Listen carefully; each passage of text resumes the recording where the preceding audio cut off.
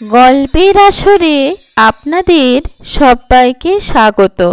আজ আমি আপনাদের পাঠ করে শোনাচ্ছি বিভূতিভূষণ বন্দ্যোপাধ্যায় রচিত ছোট গল্প সংসার।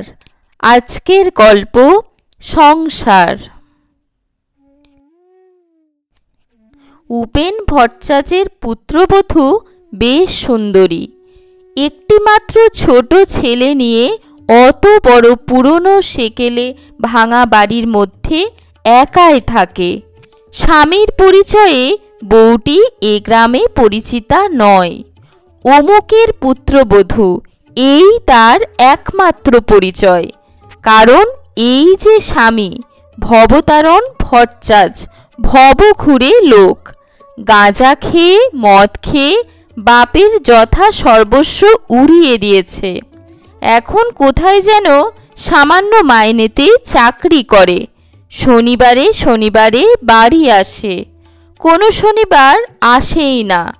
শ্বশুর উপেন ভট্টাচার্য গ্রামের জমিদার মজুমদারদের ঠাকুরবাড়িতে নিত্য পূজা করেন, সেখানেই থাকেন, সেখানেই খান। বড় একটা বাড়ি আসেন না তিনিও। ভালো খেতে পান না বলে ঠাকুরবাড়িতেই পড়ে থাকেন। নইলে সকালের বাল্যভোগের লুচি ও হালুয়া, পায়েস, দই ও বৈকালের ফলমূল 12 ভূতে লুটে খায়। কোনো কোনো দিন সন্ধ্যার দিকে তিনি বাড়ি আসেন, হাতে একটা ছোট্ট পুঁটুলি, তাতে প্রসাদী লুচি ও মিষ্টি, ফলমূল, একটু বা ক্ষীরের ছাঁচ থাকে। তার নাতি করুণার বয়স এই 7 বছর।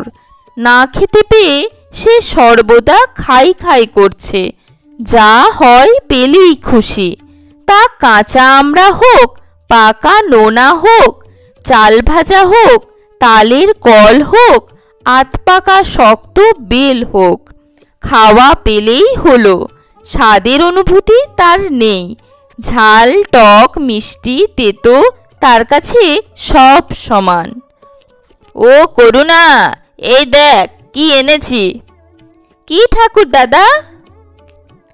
দাদু টাদু বলার নিয়ম নেই এই সব অজ পাড়া গায়ে। ওসব শৌখিন শহুরে বলি করুণা শেখেনি। সে ছুটে যায় উৎসুক লোভীর ব্যগ্রতা নিয়ে। ঠাকুরদাদা পুটুলি খুলে 2খানা আখের টিকলি, 1খানা বাতাসা ওর হাতে দেন। ও তাতে মহা খুশি। ঠাকুরদাদা যে জিনিস দেন তার চেয়ে যে জিনিস দেন না তা অনেক ভালো ও অনেক বেশি। পুটুলির সে অংশে থাকে বৈকালী ভোগের লুচি, কচুরি, মালপুয়া ও তালের বড়া। যখনকার যে ফল সেটা ঠাকুরকে নিবেদন করার প্রথা এ ঠাকুরবাড়িতে বহুকাল থেকে প্রচলিত। এখন ভাদ্র মাস, কাজেই তালের বড়া রোজ বিকেলে নিবেদিত হয়। করুণা 1-8 পুটুলির অন্য অংশে চাইলে, কিন্তু তাতে তার লোভ হয় না। ওরকম দেখতে খুব ছেলেবেলা থেকে সে অভ্যস্ত। সে জানে ও অংশে তার কোনো অধিকার নেই। ঠাকুরদাদার দিকে ও বোকার মতো চেয়ে থাকে। উপেন ভট্টাচার্য গলায় কাশির আওয়াজ করে পুত্রবধূকে তার আগমন বার্তা ঘোষণ করতে করতে বাড়ি ঢোকেন এবং শটাং দোতলায় নিজের ঘরটিতে চলে যান। রোজ তার ঘরটিতে নিজে চাবি দিয়ে বেরিয়ে যান এবং এসে আবার খোলেন। পুত্রবধূকে বিশ্বাস করার পাত্র নন তিনি। কোনো মেয়ে মানুষকেই বিশ্বাস নেই। ও বৌমা, বৌমা, ওপরে এসো। কে? বাবা? একবার ওপরে এসো। পুত্রবধূ ওপরে গিয়ে দেখে শ্বশুর পুঁটুলি খুলে কী সব খাবার জিনিস ত্রস্তভাবে হাঁড়ির মধ্যে পুড়ছেন। পুত্রবধূকে দেখে তাড়াতাড়ি তিনি হাঁড়িটার দিকে পিছন ফিরে বসে বললেন, বৌমা, ইয়ে করো তো, আমার ঘরে একটা আলো জ্বেলে দিয়ে যাও। আপনি রাতে কি খাবেন? ভাত রাঁধবো? না, তুমি শুধু খাবার জল এক ঘটি দিয়ে যেও এরপরে। এ সংসারে বৃদ্ধ শ্বশুরের জন্য পুত্রবধূর রাঁধবার নিয়ম নেই। যার যার তার তার। ছেলে যখন আসে বাপের খোঁজ নেয় না, ওরা নিজে রাঁধে, নিজেরা খায়। উপেন ভট্টাচার্য এসে নিজের ঘরের তালা খুলে বড়জোর একটু জল কোনোদিন বা একটু নুন চান পুত্রবধূর কাছে। এর বেশি তার কিছু চাইবার থাকে না, কেউ তাকে দেয়ও না। আজ পুত্রবধূর তার জন্যে রান্না করার প্রস্তাবে তিনি খানিকটা বিস্মিত না হয়ে পারেননি মনে মনে। বোধহয় সেই জন্যে পুত্রবধূর প্রতি তার মনোভাব হঠাৎ বড় দরাজ হয়ে গেল। তার ফলে যখন আবার সে জলের ঘটি নিয়ে ঢুকল, তখন তিনি হাঁড়িটা সামনে নিয়ে বললেন, দাঁড়াও বৌমা, করুণাকে দিয়েছি, আর তুমি এই দুখানা লুচি আর একটু মিষ্টি নিয়ে যাও, জল খেও। পুত্রবধূ দুই হাত পেতে শ্বশুরের দেওয়া আধখানা ক্ষীরের ছাঁচ, খানচারেক লুচি, আধখানা ছানার মালপোয়া ও দুটি তালের বড়া নিয়ে একটু অবাক হয়েই দাঁড়িয়ে রইল। শ্বশুর হঠাৎ কেন এত সদয় হয়ে উঠলেন তার ওপরে? না খেয়ে থাকলেও তো কখনো বোঝেন না সে খাচ্ছে না উপোস করছে। সে বললে, আমি যাই বাবা। হ্যাঁ যাও, পান আছে? না তো বাবা, এই হাটে আমার হাতে পয়সা ছিল না। করুণার পাঠশালার মাইনে 4 আনা বাকি, তাগাদা করছে মাস্টার, তাও দিতে পারছি না। পুত্রবধূর নাম তারা। গরিব ঘরের মেয়ে না হলে আর এমন সংসারে বিয়ে হবে কেন? নিচে নেমে এসে সে ছেলেকে ডেকে দুখানা লুচি আর মিষ্টিগুলো সব খেতে দিলে। নিজের জন্যে রাখলে দুখানা লুচি আর দুটো তালের বড়া। ছেলেকে তালের বড়া খেতে দিলে ওর পেট কামড়াবে রাতে। সত্যি, তার হাতে পয়সা না থাকায় কোনো দিনই রাতে সে কিছু খায় না। করুণার জন্যে দুবেলার চাল নেওয়া হয় ও বেলা। জল দেওয়া ভাত সন্ধ্যের পিদিম জ্বালিয়েই করুণাকে খেতে দেয়। তারপর মায়ে বয়ে শুয়ে পড়ে। নিত্য নক্ষত্র ওঠে আকাশে, নিত্য চাঁদের জ্যোৎস্নায় প্লাবিত হয়ে যায় ওদের মস্ত বড় ছাদটা। ও ছেলেকে নিয়ে অত বড় বাড়ির মধ্যে একখানা ঘরে শুয়ে থাকে। ইঁদুর খুটখাট করে, কলাবাদুর পুরনো বাড়ির কোণে কোণে চটাপট শব্দে ওড়ে। ছাদের ধারের বেলগাছটাতে বেলের ডাল বাতাসে দোলে। কোনো কোনো দিন ওর ছেলের ঘুম ভেঙে যায়।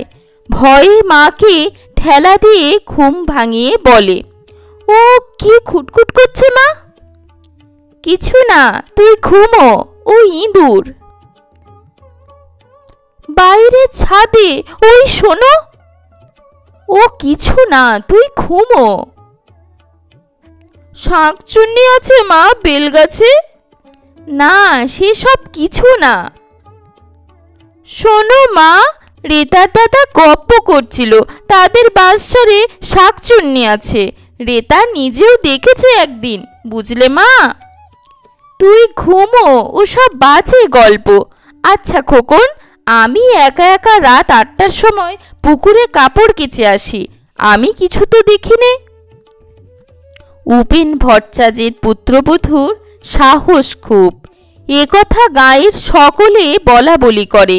অত বড় প্রাচীন অট্টালিকার বহু ঘরদোরের মধ্যে ছোট্ট একটি ছেলে সম্বল করে বাস করে ওই ভূতের বাড়িতে। বাবা, শ্বশুর তো কালভদ্রে বাড়ি ফেরে, স্বামীও প্রায় তাই। শনিবারে যদি বা এলো, রবিবার বিকেলেই চলে গেল। ধন্যী সাহস বটে মেয়ে ছেলের। কেউ কেউ বলে, মেয়ে মানুষের ভাই যাই বল, অতটা সাহস ভালো না। স্বভাব চরিত্রের কার কিরকম তা তো কেউ বলতে পারে না। শেষ রাত্রে করুণা আবার মাকে ঠেলা মেরে বললে, ও মা, ওঠো না, কিসের শব্দ হচ্ছে? তুই বাবা আর ঘুমুতে দিলি নে, কই কোথায় শব্দ? কে এসে দরজায় ঘা দিলে, কড়া নাড়লে ওদের ঘরের বাইরে? তারা ধড়মড় করে উঠে বললে, কে? বাইরে থেকে উত্তর এলো, আমি, দৌড় খোলো। করুণা ভয়ে কাঠ হয়ে গিয়েছিল। হঠাৎ সে খুশিতে চেঁচিয়ে উঠল প্রায়, ও বাবা! তারা তাড়াতাড়ি উঠে গিয়ে খিল খুলে দিয়ে এক গাল হেসে বললে, এসো এসো, একেবারে শেষ রাত্রিরে, ভালো আছো? হ্যাঁ, বাস খারাপ হয়ে গিয়েছিল রাস্তায়, আসতে যা কষ্ট হয়েছে। তালপুকুরের মাঠের মধ্যে বাস খারাপ হয়ে দাঁড়িয়ে রইল রাত 10টা থেকে, এই খানিকটা আগে তখন চলল। তুমি হাত মুখ ধোও, জল গামলায় আছে, গাড়ুতে আছে, আমি ভাত চড়াই। ভাত? শেষ রাত্রিরে ভাত খেয়ে মরি আর কি। আমার পুটুলির মধ্যে সরু চিড়ে আছে, তাই দুটো ভিজিয়ে দাও। খোকা সরে আয়, তোর জন্য জিলিপি কিনেছিলাম, তা মিয়ে নেতা হয়ে গিয়েছে। এই নাও, খোকারে দুখানা দাও, তুমি দুখানা খাও। আমি খাবো না, তুমি খেয়ে একটু জল খাও। ওগো না না, যা বলছি শোনো না, আমার পেট ভালো না কদিন থেকে। সরু চিড়ে ভিজিয়ে নেবুর রস আর নুন মেখে বেশ কচলে কচলে কত বের করে। থাক থাক, তোমাকে আর শেখাতে হবে না, হাত মুখ ধুয়ে এসো। যাব তার আগে একবার গাড়ুটা দাও দেখি, গামছাখানা এখানে রেখে দিও, আসছি আমি। তারা তখনই চিড়ে ভেজাতে দিলে। স্বামী এসে হাত মুখ ধুয়ে বসল। তার সামনে পাথরের একটা বড় বাটিতে চিড়ের কথ নুন লেবু মিশিয়ে তাকে খেতে দিলে। স্বামী একটুকু মুখে দিয়েই বললে, বাহ, বেশ, নুন লেবু মিশিয়ে বড় চমৎকার খেতে লাগছে। আর দেব? না না, এই বেশি হয়েছে। হ্যাঁ গা, ধার দেনা কত এবার? মাছ কিনেছিলাম একদিন 4 আনা, একদিন 2 আনা, আর খোকা আমসত্ত্ব খেতে চেয়েছিল, তাই বোস্টম বাড়ি থেকে কিনে এনেছিলাম 2 আনার। আমসত্ত্ব আবার কিনতে গেলে? বড় নবাব হয়েছ না। স্বামীর মুখে কড়া সুরের কথা শোনা এই প্রথম নয় তারার। ওর চেয়ে অনেক বেশি রূঢ় ব্যবহার ও কথা সে সহ্য করে আসছে স্বামীর। গা সওয়া হয়ে গিয়েছে তার, তাও বিনি দোষে। খোকা খেতে চেয়েছিল, ছেলে মানুষ আবদার ধরলে ও কি বোঝে কিছু? অবোধ, না দিতে পারলে কষ্ট হয়। বারে, খোকা কাঁদতে লাগলো, দেব না কিনে? না, বাপের বাড়ি থেকে পয়সা এনে দিও। মুখ সামলে কথা কও বলছি, বাপ তুলো না খবরদার। ওরে বাপরে, দেখো ভয়ে ইঁদুরের গর্তে না ঢুকি, তবুও যদি বাপের বাড়ির চালে খড় থাকতো। ছিল না বলেই তো তোমার মতো অজপাড় মুখ্য আর মাতালের হাতে বাপ দিয়েছিল ধরে। তবে রে, স্বামী ভবতারণ হাতের কাছে ছাতা পেয়ে তাই উঁচিয়ে তেড়ে গেল তারার দিকে। করুণা চিৎকার করে কেঁদে উঠল ভয়ে। উপর থেকে উপেন ভট্টাচার্য বলে উঠলেন, কে কে, কি হলো, কে ওখানে? ভবতারণ উদ্যত ছাতা নামিয়ে বললে, আমি। তোমায় আমি? ফের যদি ছোট লোকের মেয়ে কোথাকার। খবরদার, আবার বাপ তুলছ? বেরো তুমি বাড়ি থেকে, দূর হও, তোমার মুখে ছাইয়ের নুড়ো দেব বলে দিচ্ছি, বেরো। হারামজাদি, দেখ, এখনো মুখ সামলা বলে দিচ্ছি। বেরোবো কেন?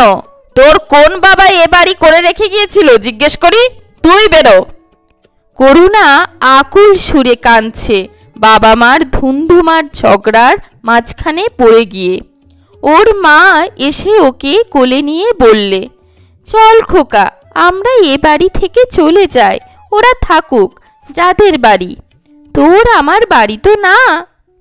খবরদার, খোকাকে ছুঁয়ো না বলে দিচ্ছি। যাবি হারামজাদি তো একলা মর্গে যা, খোকা তোর না আমার। বেশ, রাখো খোকাকে, আমি একলাই যাচ্ছি। যা, বেরো।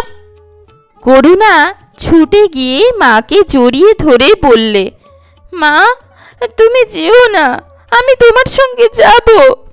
ভবতারণ বললে, খোকন কেঁদো না, তোমায় আমি কলকাতায় নিয়ে যাব, রেলগাড়ি কিনে দেব, মোটর কিনে দেব, এসো। করুণা কান্নায় জড়িত সুরে বললে, না। এসো না। কলকাতায় যাবি নে? না। মাকে সে আরো বেশি করে জড়িয়ে ধরে। এমন সময়ে ওপর থেকে উপেন ভট্টাচার্য নেমে এসে ছেলেকে বললেন, তুই কি চেঁচামেচি আরম্ভ করলি ভোর রাত্রিরে? তুই মানুষ হলি নে, এই দুঃখে আমি বাড়ি আসি নে। কেন মিছিমিছি বৌমাকে যা তা বলছিস? আমি সব শুনছি ওপর থেকে। তোরই তো দোষ, ও আমার ঘরের লক্ষ্মী।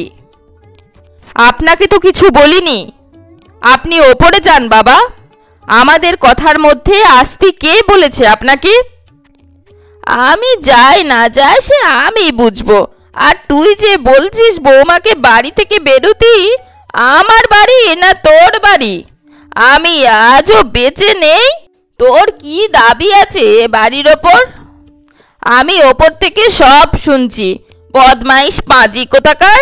আমি মরবার আগে খোকনকে বাড়ি লিখে দিয়ে যাব, কালই যাচ্ছি আমি সদরে। বৌমাকে ওছি করে যাব, তোমার বাড়ি আম্বা ঘুচিয়ে তবে আমার কাজ। হতচ্ছাড়া বদমাইশ, রাত দুপুরের সময় এসে উনি ঘরের বউকে বলবেন বেরো বেরো, মুরদ নেই এক করার। হ্যাঁ রে হারামজাদা, ও ভদ্রলোকের মেয়ে সারা মাস কি খায় তুই তার কোনো হদিস রাখিস না? কেউ রাখে? বেরো বলতে লজ্জা করে না? এসো তো খোকন, এসো। চলো বৌমা, ওপরের ঘরে চলো। তারা ঘোমটা টেনে দিয়েছিল শ্বশুর আসবার সঙ্গে সঙ্গে। সে ফিসফিস করে খোকনকে কি বললে। খোকন বললে, ঠাকুর দাদা তুমি উপরে যাও, মা বলছে। ভবতারণ সাহস পেয়ে বললে, আমি তাড়িয়ে দেবার কথা আগে মুখে এনেছি না আপনার গুণধর বৌমা? জিজ্ঞেস করুন তো, কে আগে কাকে বেরিয়ে যাবার কথা বলেছে? খোকা বলো তো। আপনার বৌমাই বললে না আমাকে বেরিয়ে যেতে? কেন, ওর বাবার বাড়ি? হ্যাঁ, ওর বাবার বাড়ি, আলবত ওর বাবার বাড়ি। হারামজাদা, ফের যদি তুই ওই সব কথা মুখে এনেছ তবে তোমাকে আমি। উপেন ভট্টাচার্য ওপরে উঠে চলে গেলেন। ভবতারণ চুপ করে বসে রইল তক্তপোষের এক কোণে। খানিকক্ষণ সবাই চুপচাপ। হঠাৎ ভবতারণ উঠে জামার পকেট হাতড়ে একখানা 2 টাকার নোট বার করে স্ত্রীর দিকে ছুঁড়ে দিয়ে বললে, এই দিলাম, ধার দেনা শোধ দিও, আমি এক্ষুনি চললাম। দেশলাই কে নিল আমার? তারা বললে, খোকন দেশলাইটা ওই রয়েছে, দে তো। একটা বিড়ি ধরিয়ে নিয়ে ভবতারণ জামা গায়ে দিতে দিতে বললে, এসেছিলাম অনেক আশা করে, তাই এ বাড়ি আমি থাকবো না। এখানে আমার পোষাবে না বুঝলাম। কেউ যখন আমাকে দেখতে পারে না, এ বাড়িতে খাওয়া হলো না, শরীরটাও খারাপ। তা হোক, যাবই। আর আসছি নে। দেখ খোকন, যাবি কলকাতায়? চল আমার সঙ্গে, মোটর কিনে দেব, লবেন চুষ কিনে দেব। করুণা নিরুত্তর। যাবি না? এসো আমার সোনা, আমার মানিক, চলো আমার সঙ্গে। এই সময় তারা এগিয়ে এসে স্বামীর হাত ধরে বললে, কেন পাগলামি করছো? বসো, এখনো অন্ধকার রয়েছে, এখন কোথায় যাবে? ছি। ছাড়ো হাত। ছটকা মেরে ভবতারণ হাত ছাড়িয়ে নিলে। তোমার মতো ইতরের সঙ্গে আমি কথা বলিনি, আমি খোকনের সঙ্গে কথা বলছি। রাগ করে না, ছি। ফের আবার? এবার কিন্তু ভালো হবে না বলছি। খবরদার আমার গা ছুঁয়ো না। আচ্ছা, ছোবো না, বসো ওখানে। ফের কথা বলে? খোকন, ও খোকন, যাবি আমার সঙ্গে? আয়, আর কখনো যদি এ ভিটেতে পদার্পণ করি তবে আমার। করুণা মায়ের পিছনে গিয়ে লুকিয়ে আছে, তার কোনো সাড়া পাওয়া গেল না।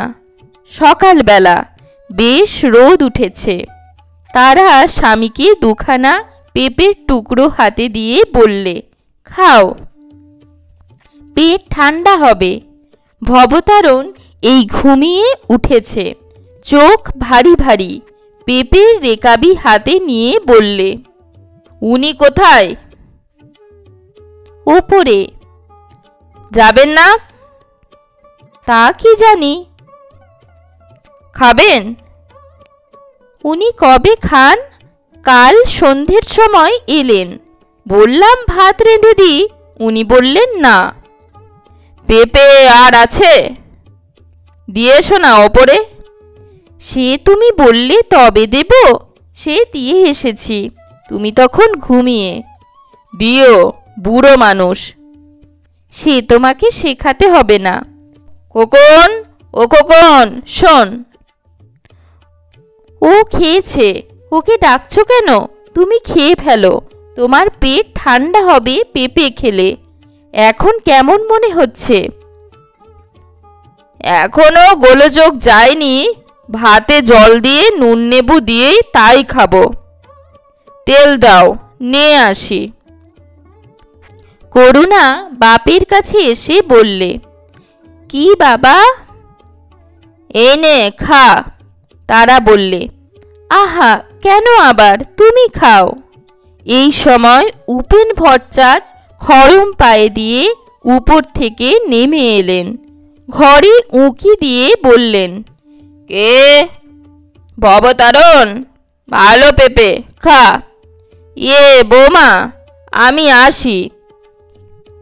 ওখানেই খাবো।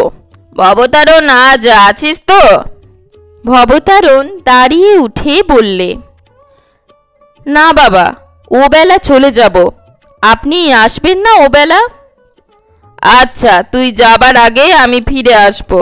আমি। এই সময় তারা ফিসফিস স্বরে কি বললে স্বামীকে।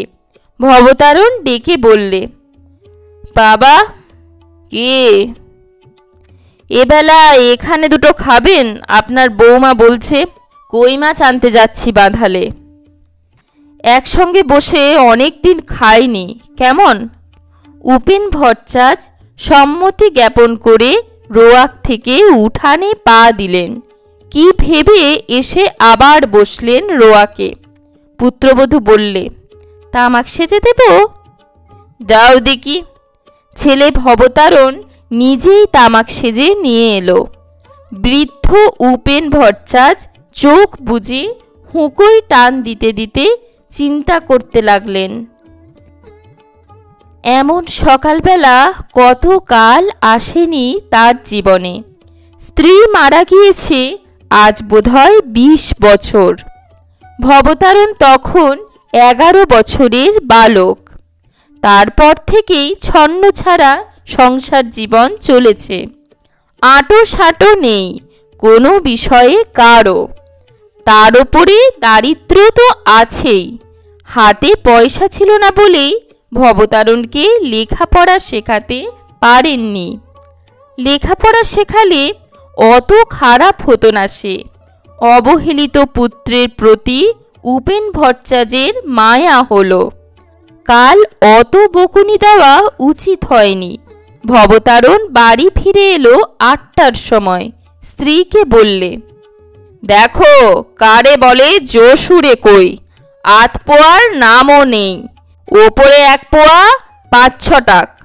বাবাকে দেখাও। পুত্রবধূ বললে, এই দেখুন। বাবা, কত করে সের নিলে? 3.5 টাকা। তা হবে, যুদ্ধের সময় ছিল ভালো, এ দিন দিন যা হয়ে উঠল।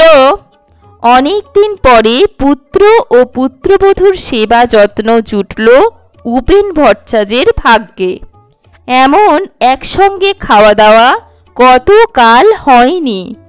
তিনি পড়ে থাকেন মজুমদারদের ঠাকুর বাড়িতে পেটের দায়েই তো। ছেলে উপযুক্ত হয়নি, নিজেরই ছেলেটাকে সে খেতে দিতে পারে না। ওদের ভার লাঘব করবার জন্যেই তিনি পরের বাড়ি খান। খাওয়া দাওয়ার পর উপেন ভট্টাচার্য দিবা নিদ্রা দেবার জন্যে ওপরের ঘরে চলে গেলেন। পুত্রবধূ তামাক সেজে দিয়ে গেল। আহ, কি আরাম! সব আছে তার, অথচ নেই কিছুই। আজ দিনটা একটা চমৎকার দিন। এমন দিন আবার কবে আসবে? 12 মেশে সজনে গাছে ফুল ফুটেছে, ডালপাতা নড়ছে বর্ষার সজল বাতাসে। ঘুমিয়ে পড়লেন উপেন ভট্টাচার্য। উপেন ভট্টাচার্যের পুত্রবধূ আপন মনে আজ খুব খুশি। ছন্নছাড়া ভাঙা বৃহৎ বাড়ি আজ যেন কার পাদস্পর্শে লক্ষ্মীর সংসারে পরিণত হয়েছে। দোতলায় শ্বশুরকে তামাক সেজে দিতে যাওয়ার সময় এই কথাই তার মনে হচ্ছিল। তার আছে সবাই, শ্বশুর, স্বামী, পুত্র, যা চায় মেয়েরা। এত বড় বাড়ি, জাজল্যমান সংসার যাকে বলে। ওদের সকলের পাতে পাতে ভাত মাছ দিয়ে আজ কত সুখ পেয়েছে সে। ওদের খাইয়ে সুখ। ভাবতে ভাবতে সেও ঘুমিয়ে পড়ল। ভবতারণ অন্যদিন খেয়ে দিয়ে আড্ডা দিতে বেরোয় রায়পাড়ার হরু রায়ের নাতি অমূল্য রায়ের ওখানে। স্থলপথের যাত্রী দুজনেই। দুপুরের পর ভরা পেটে মৌতার জমে ভালো। আজ কিন্তু সে বাইরে গেল না। স্ত্রীকে ঘুমোতে দেখে সে মনে মনে ক্রুদ্ধ হলো। কেন, দুটো গল্প করতে কি হয়েছিল? তারাকে কি সে রোজ রোজ পায়? কত কষ্টে থাকে এই বাড়িতে একা। সে নিজে অক্ষম স্বামী, কিছু করবার পথ তার নেই সামনে। সে ভালো হবে ভাবে, ভেবেছে কতবার, কিন্তু তা হবার জো নেই। সে জানে কেন। সঙ্গ বড় খারাপ জিনিস। সেসব বন্ধুদের সঙ্গ তাকে এইখানে নামিয়েছে। জলপথ ও স্থলপথ, কোনো পথ বাকি রাখেনি। আজকের সংকল্প তার উড়ে যাবে কর্পূরের মতো। তবুও আজকের দিনটি একটা সুন্দর, জাঁকালো, শান্ত দিন হয়ে থাক তার জীবনে। তারাকে ঘুম থেকে উঠিয়ে বললে, চা আছে ঘরে? চা করো, বাবাকে দিয়ে এসো, আমিও একটু খাই। না, চা খাই না, নেবু আর নুন দিয়ে চিড়ে কত করে দিই। স্ত্রী সত্যি তাকে যত্ন করবার চেষ্টা করে। তার অদৃষ্টে নেই, কার কি দোষ? তারা সত্যি ভালো মেয়ে বড্ড। এদিকে দিবা নিদ্রা ভেঙে উপেন ভট্টাচার্য সবে উঠেছেন। অমনি পুত্রবধূ গরম চায়ের গ্লাস নিয়ে এসে তার হাতে দিলে। বিস্মিত চোখে পুত্রবধূর দিকে চেয়ে বললেন, কি চা বাড়িতে ছিল? ছিল। বেশ বেশ, পুত্রবধূ হাসি মুখে বললে। আর কিছু খাবেন? হ্যাঁ, তা কি খাওয়াবে? বেশ, দো ভাজা করে চিড়ে ভেজে নারকোল কোড়া দিয়ে নিয়ে এসে দেব। বেশ, কাঁচা লঙ্কা অমনি ওই সঙ্গে একটা এনো। আর শোনো, ভবতারণকে আর খোকনকেও দিও। তামাক দেব বাবা? এখন না, চিড়ে ভাজা আগে খাই, তারপরে।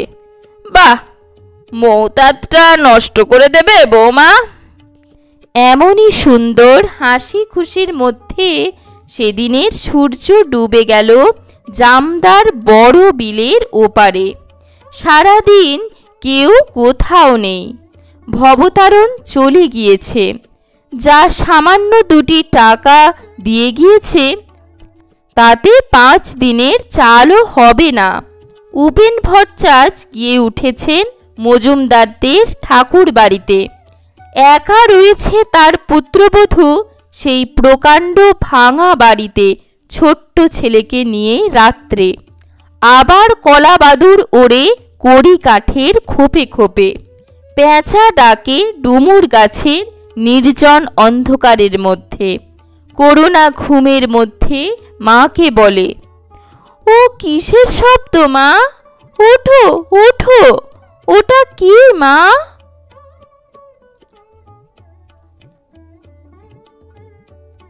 সংসার গল্পটি এখানেই শেষ হচ্ছে। আশা করছি আপনাদের গল্পপাঠ ভালো লেগেছে। গল্পপাঠ ভালো লাগলে লাইক করবেন, আপনাদের পরিচিত গল্প প্রেমীদের সাথে শেয়ার করবেন, আর অবশ্যই চ্যানেলটি সাবস্ক্রাইব করে বেল আইকনটি প্রেস করে দেবেন এই ধরনের আরও অনেক গল্প শোনার জন্য। ধন্যবাদ।